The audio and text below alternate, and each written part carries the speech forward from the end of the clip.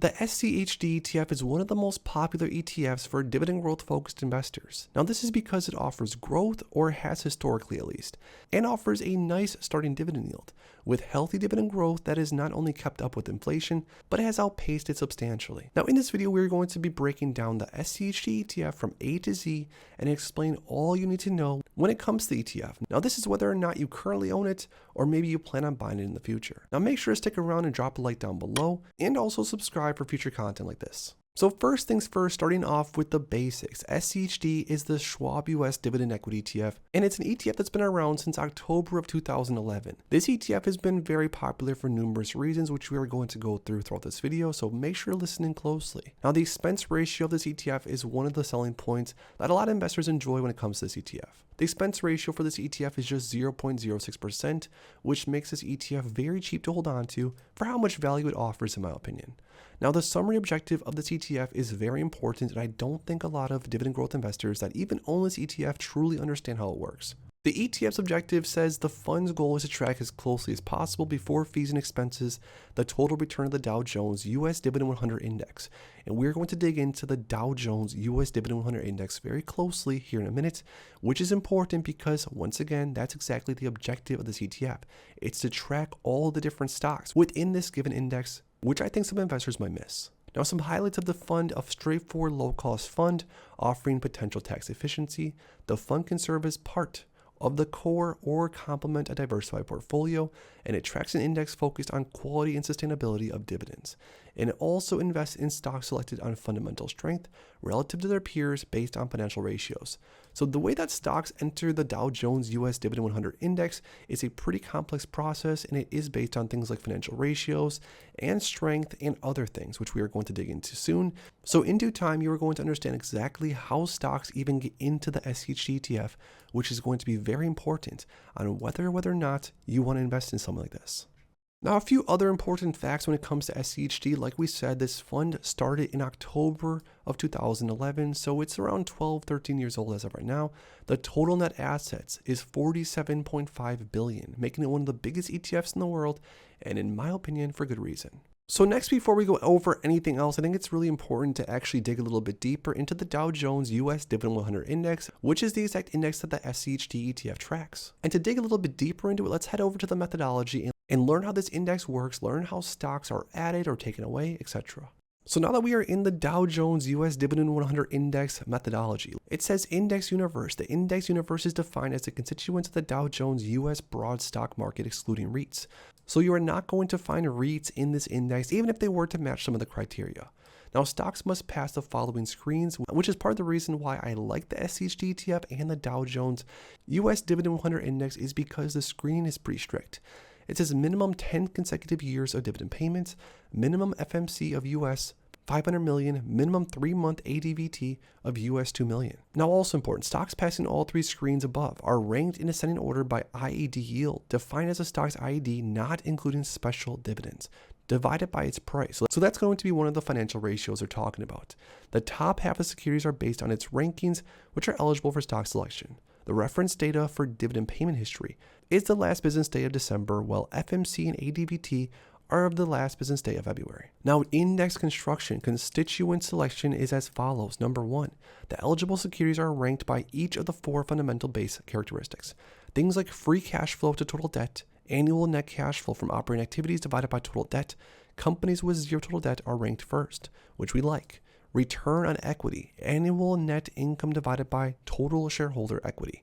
IAD yield, also 5-year dividend growth rate defined as this formula below. Now number 2, the 4 rankings are equally weighted to create a composite score, and the eligible securities are ranked based on the composite score. Number 3, the top 100 ranked stocks by the composite score are selected to the index subject to the following buffer rules that favor current constituents during the annual review. So keep in mind, this is going to have an annual review, and all the stocks in the market that meet the criteria are going to have to go through it, which keeps SCHD's holdings pretty high quality, if I were to say so. So now that we understand for the most part exactly how stocks are added or taken out of the index that the Schwab US Dividend Equity ETF or SCHD tracks, Looking through the top holdings of this ETF is also very, very crucial if you are a current shareholder or if you are planning on being one. You are going to want to know which companies make up the majority of this ETF, and on top of that, of course, if there's anything in here that you love, that you hate, it should really hopefully make somewhat of a difference, and if or if not, you want to invest your hard-earned money. So looking at the top holdings, this is going to be weighted by market value. So the biggest positions are going to be the top and the smallest are going to be the bottom. So looking at some of the top holdings, we have companies like Amgen Inc., AbbVie Inc., Chevron Corp., Merck, companies like Pfizer, Cisco, Texas Instrument, Pepsi, Verizon, UPS, The Home Depot, Coca-Cola, companies like Lockheed Martin, Altria, Blackstone, 3M, Ford Motor. Now just backing up for a second, looking at the top 10 to 15 different companies, what I would want to ask myself as an investor, and of course what you guys should also be asking yourself is, are these companies I want to have exposure to? Because remember, when you buy into an ETF, you are going to have exposure to the companies that are within the ETF, of course. Now for me personally, for the most part, most of these stocks individually will cross off most of what I'm looking for when it comes to an investment for my specific goals. Now other ETFs might have different type of holdings. Some ETFs are going to have companies that have really high starting dividend yields, for example. Some companies might have stocks that have really high growth potential. But once again, you are going to want to ask yourself, what is your individual strategy when it comes to investing? And if or if not, the top stocks are things you want to have exposure to should definitely be top of mind. So with that said, I will say there's certain companies in here that I don't necessarily want to have so much exposure to. Companies like Verizon, I'm probably less interested in having exposure to personally because I personally own a ton of Verizon shares individually. But companies like PepsiCo, I love having exposure to. Pepsi is one of the best dividend growth stocks across the entire market in my opinion. Companies like Home Depot, same thing. Coca-Cola, UPS. And as we go down further and further, of course, the overall market value is going to be less. So it's going to be sort of less of a big deal if some of the stocks make up the ETF as you go further and further down. For example, let's say you're not a big fan of Federal Agricultural Mortgage Non. Well, it's only 22.4 million of the overall ETF. So it's not really going to move the ETF all that much compared to the others. But even with that said, I think it's still important to have an idea and to understand what holdings make up an ETF. And the cool thing about an ETF, of course, is that it's well diversified. So by no means am I saying you have to go through and listen to every single earnings call and read every single balance sheet for every single company within the ETF that you're trying to buy into. And that's sort of the beauty of buying into ETFs is that you don't want to do that. That's the whole point. You want to be able to buy into an investment vehicle, pay a small expense ratio, and be very diversified from the minute that you buy into it. That's sort of the point here. But still, I think it's personally important to note that if you're buying into an ETF that might be super, super high in financials and maybe low in technology or vice versa, you want to know exactly what you're buying into or at least have an idea. Now, next, I think it's really important to look at the SCHD, the Schwab US Dividend Equity ETF's performance over the max time frame. So looking back all the way back till about October 2011 when the SCHD ETF started, this ETF was around $25, $26 or so per share. Now, as of right now, where it sits when we're filming this video, it's trading at around $70 more or less per share. And even though over the last year or so, this ETF hasn't really done all that much as far as share price performance, over the long term, this ETF has grown quite a bit. It's up around 170% more or less on the max time frame. Now, because SCHD, of course, as you saw a minute ago, does invest in companies that have a tendency to pay a nice decent dividend as well as raise their dividends consistently, investors are not necessarily only investing into the SCHD ETF for price return on the ETF, because 170% does not include dividends whatsoever. And to look a little bit deeper into dividends, where SCHD sits right now, it's offering around 3.7% trailing 12-month dividend yield, which is pretty outstanding considering you are buying into an ETF that does have some growth potential. It's not only going to pay you a nice, pretty dividend. But what's even more important when it comes to SCHD, in my opinion, is the dividend growth rate, which is basically how much a stock or an ETF pays as far as dividends compared to the previous year. So for example, over the last year, this ETF has raised the dividend around 5.7% over the last 12 months or so. But if we were to zoom out even further over the last 3 years, 11.44% dividend growth rate, which is outstanding, 13.69% over the last 5 years, and around 11% over the last 10 years, which is really, really good. Now to get an even more visual look at this, you can see it very simply here. Back in 2011, when SCHD paid out the first dividend ever, the quarterly dividend payment was 12 cents per share per quarter. But quickly after that, it moved up to 14 cents per share per quarter. Then 1 quarter after that, 21 cents per share per quarter.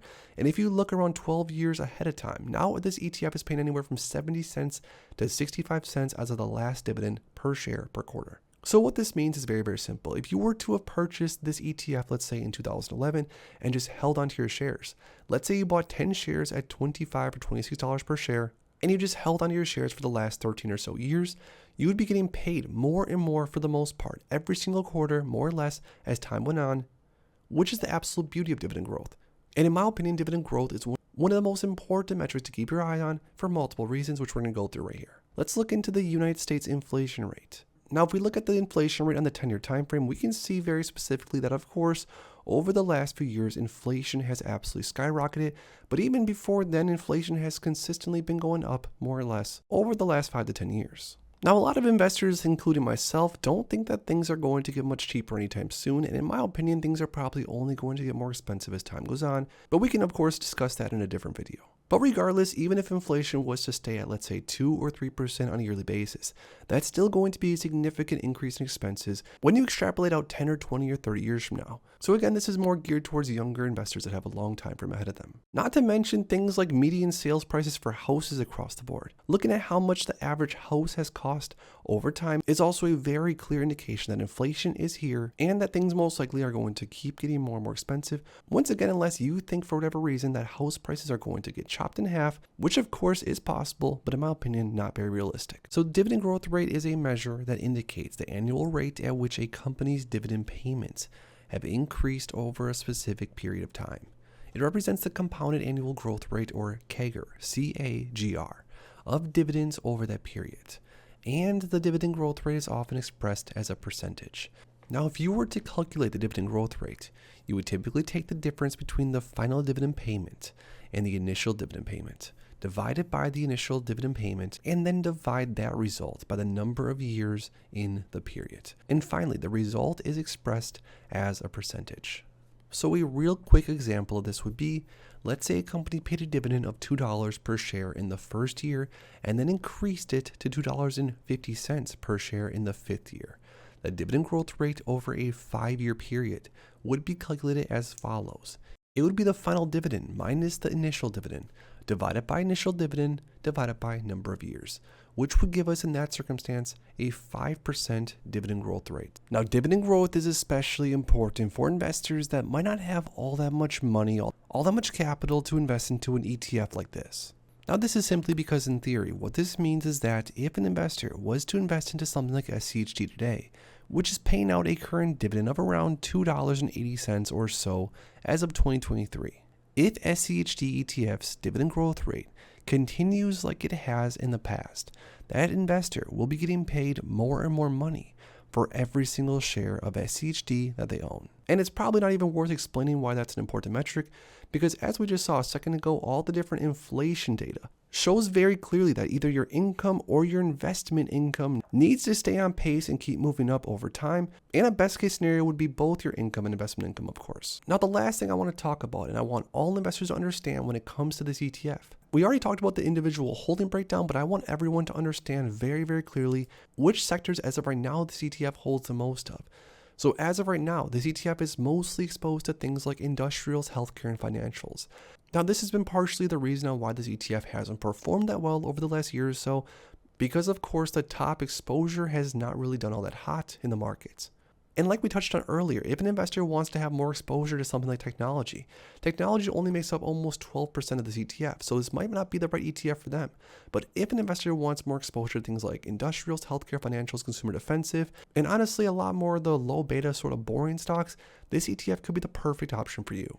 So there we have it. There's a lot of what the SCHD or the Schwab US Dividend Equity ETF has to offer for investors that are interested in this investment vehicle. Now, for me personally, like I touched on earlier, this ETF does match pretty much my exact investing strategy, which is why it's currently the largest holding as far as an individual ETF in my portfolio, and will likely be for many, many years now. But for the investors out there that were maybe on the fence when it comes to SCHD, or maybe you already had some shares of it in your portfolio, I hope that after watching this video, you understand a little bit more of what the ETF has to offer, how it works, and some of my overall thoughts on it. But now I want to hear from you guys down below. After digging a little bit deeper into the Schwab US Dividend Equity ETF, is this also an ETF that you personally will have in your portfolio for years to come? Comment yes or no down below and let us know why or why not. If you enjoyed this video, make sure to please drop a like on it and subscribe for more future content like this. Thanks as always for stopping by, and if you are interested in investing, make sure to check out these recent videos I posted right here.